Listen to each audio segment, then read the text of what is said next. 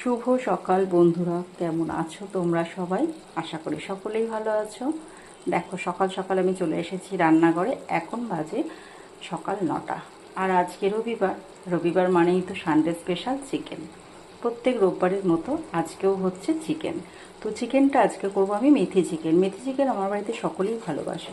তোমরা কে কে ভালোবাসো মেথি চিকেন আমাকে অবশ্যই জানিও কমেন্ট করে। আর আজকে চিকেনটা দেখো, চিকেনটাকে আমি প্রথমেই ভালো করে ধুয়ে রেখে দিয়েছি, জল ঝরার জন্য ঝুড়ি করে রেখে দিয়েছি যাতে জলটা ঝরে যায়, মাংসের থেকে যাতে জলটা বেরিয়ে যায়, তাহলে সময়টাও কম লাগে আর মানে কড়াতেও জলটা তখন ছাড়ে না। আর এখানে দিয়ে দিয়েছি আদা, রসুন, পেঁয়াজ, অল্প করে পেঁয়াজ দিয়েছি পেস্ট করে, আর শুকনো লঙ্কা, জিরে, গরম মশলা এইগুলো দিয়ে ভালো করে মিক্স করে নিয়েছি, পেস্ট করে নিয়েছি। নিয়ে পেঁয়াজটাকে ভেজে নিয়েছি আর দিয়েছি দু তিনটে তেজপাতা। তেজপাতা দিয়ে তারপরে পেঁয়াজগুলো দিয়ে পেঁয়াজগুলো ভাজা ভাজা হলে তারপরে এই মশলাটা আমি দিয়ে দিয়েছি।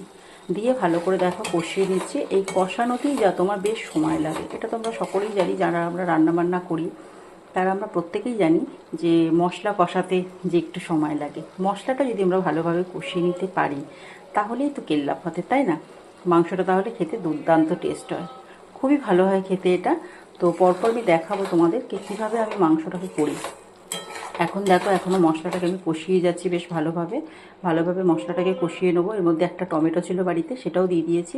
ওটা অপশনাল, তোমরা যদি পারো তো দেবে, আর না থাকলে দেওয়ার দরকার নেই। তবে টমেটো দিলে অবশ্যই টেস্টটা বেশি হয়, তাই তো। আর এখানে আগে থেকে আমি আলুগুলোকে ভেজে রেখে দিয়েছি। আলু ভাজাও হয়ে গেছে, আলুগুলোকে ভেজে রেখে দিয়েছি। আর এই যে চিকেনটাকে ধুয়ে বললাম না জল ঝরিয়ে রেখে দিয়েছি, দেখো জল ঝরিয়ে রেখে দিয়েছি। প্রায় বেশ খানিকক্ষণ হয়ে গেছে আমি জল ঝরিয়ে রেখে দিয়েছি এটাকে। আধ ঘন্টা 45 মিনিট তো হবেই, তাহলে পুরো জলটা ঝরে যায়। আর মাংসের থেকে যখন রান্না করব তখন কিন্তু জল বেরোয় না একদম।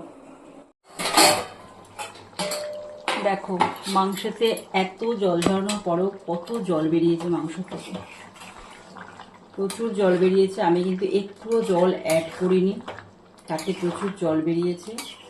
আর এই পর্যায়ে আমি দিয়ে দেবো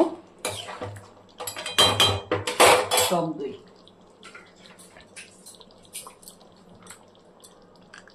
আমি একদম ডাইরেক্ট প্যাকেট থেকেই দিচ্ছি টক দই। তোমরা যদি 2 চামচ মতো টক দই দিতে পারো, তার একটু কম বেশি হলেও কোনো অসুবিধা নেই, কেন দই তো খুব একটা ক্ষতিকারক না, ভালো লাগবে খেতে।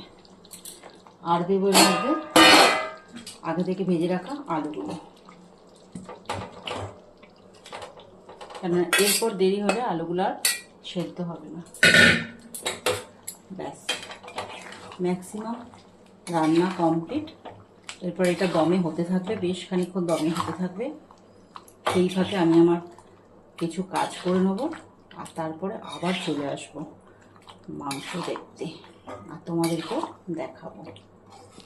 তো মাঝখানে আবার আমি এলাম একটু দেখতে যে কত হয়েছে দেখি। দেখো কালার এসছে, দেখো দেখতে পাচ্ছ?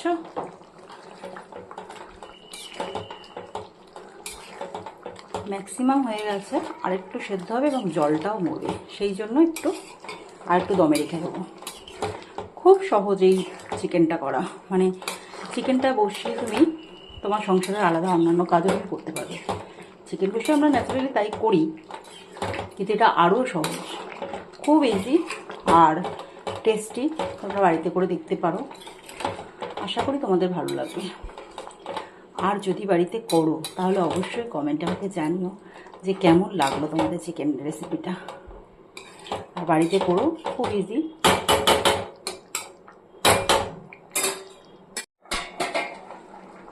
দেখো মাংসটা একদম হয়ে গেছে, প্রায় সেদ্ধও হয়ে গেছে, মাংস সেদ্ধও হয়ে গেছে। এই অবস্থাতে আমি দিয়ে দেবো মেথি। মেথি দিলে কী হয়, টেস্টটা খুব ভালো হয়। যারা তোমরা মেথি দাও তারা তো জানো, আর যারা দাও না তাদের জন্য বলছি, একবার করে দেখো, আশা করি তোমাদের ভালো লাগবে। খুব সুন্দর একটা সেন্ট বেরোয় আর খেতেও বেশ ভালো হয়। তোমরা এইভাবে একদিন করে দেখবে, কিছুই না, অথচ সিম্পল, অথচ দুর্দান্ত হতে হয়। এমন কিছু মশলা আমি এতে দিইনি, তো খুব ভালো হয় এইভাবে করলে। কারণ একঘেয়ে চিকেন তো আর খেতে আমাদের ভালো লাগে না, বাড়ির বাচ্চারাও খেতে চায় না। তো সেই জন্যই নানান রকমভাবে ট্রাই করতে থাকি প্রত্যেক সপ্তাহে। কিছু না কিছুটা নতুনত্ব করি, একটু এদিক ওদিক করলেই হয়ে যায়। কোনো সময় জিরে দিই, কোনো সময় ক্যাপসিকাম দিই, কোনো সময় টমেটো দিই। এইভাবে নানান রকমভাবে করতে থাকি, তাহলে টেস্টটা ভালো হয়।